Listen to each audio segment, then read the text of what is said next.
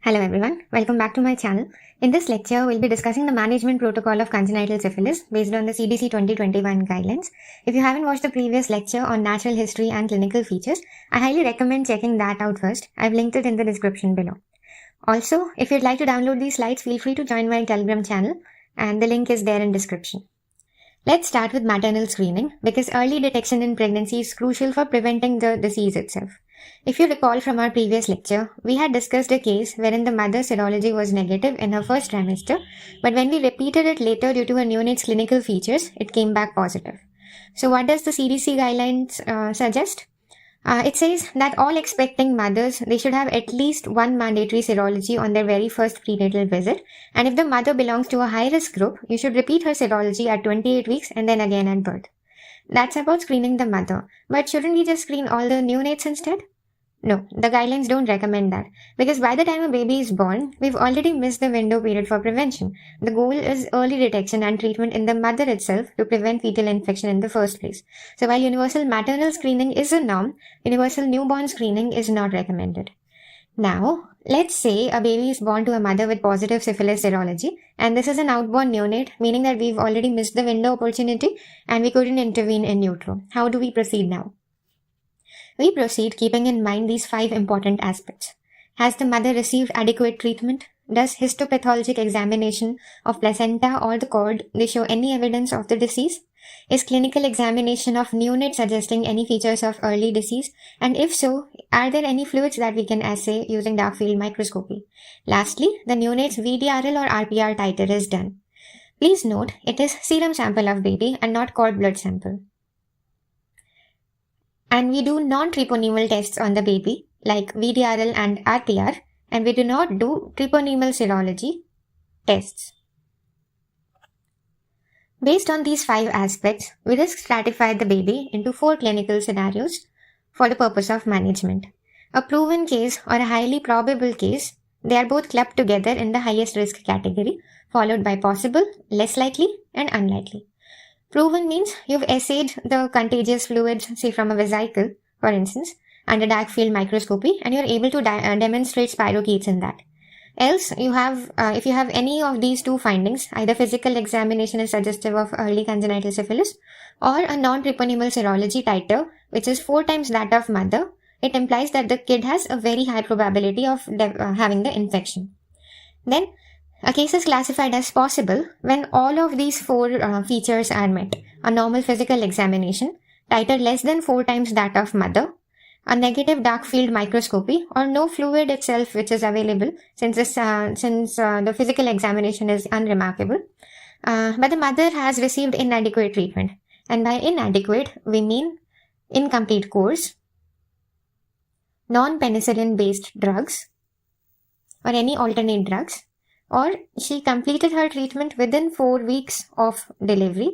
Any of these features is regarded as an incomplete therapy. Then we have less likely scenario wherein everything else is normal and the maternal treatment is also adequate, but she has been treated during the self-same pregnancy.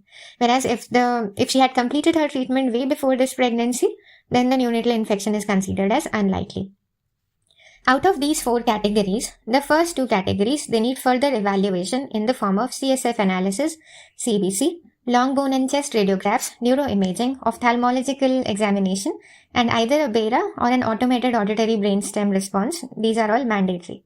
The catch here is, even if CSF comes positive, the treatment still remains the same as if it were negative. Then why do we do a CSF? We do a CSF so that we follow up the positive kids more wisely and look for signs of hydrocephalus or neurological complications of neurosyphilis and intervene in time. Any which way, the treatment is aqueous penicillin G, 1 to 1.5 lakh units per kg per day IM for 10 days, divided 12 hourly for the first 7 days and then 8 hourly for the next 3 days. This is recommended, but if aqueous penicillin is not available, then procaine penicillin 50,000 units per kg per day as daily IM doses for 10 days can be given. Now, why is aqueous preferred? It is preferred because it crosses the blood-brain barrier, making it the best option for neurosyphilis. If not available, procaine can also be given, but it's not as good as aqueous crystalline penicillin G. And even worse, CNS penetration is achieved by benzathine penicillin, and that's why it's not recommended in this high-risk group. For possible cases, the treatment remains the same. But if at all additional evaluations are all normal, we have a choice to give single IM dose of benzathine, 50,000 unit per kg. For less likely cases, it's either a single IM dose or no treatment at all, just a strict follow-up if maternal titers have fallen down 4 times or she's maintaining a stable low titer after her treatment, and no flare-ups have been documented. Lastly, for unlikely cases, you need not treat but can administer a single dose if you feel that these parents won't come back for a follow-up visit. All these kids, whatever risk category they are in, they need to be evaluated and tested for HIV as well. And during their 10-day regimen, if even a single dose is missed, you need to start treatment again beginning day 1. What if the kid is allergic to penicillin? You desensitize the kid and then treat again with penicillin itself.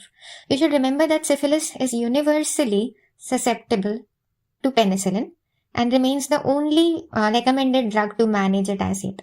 What if the kid has anyway received ampicillin for so many days for sepsis, and that's a penicillin group of drugs? Can't you just complete a 10-day course of ampicillin and let that be all? It's not recommended. The guidelines recommend against that, reiterating that penicillin is the only recommended drug.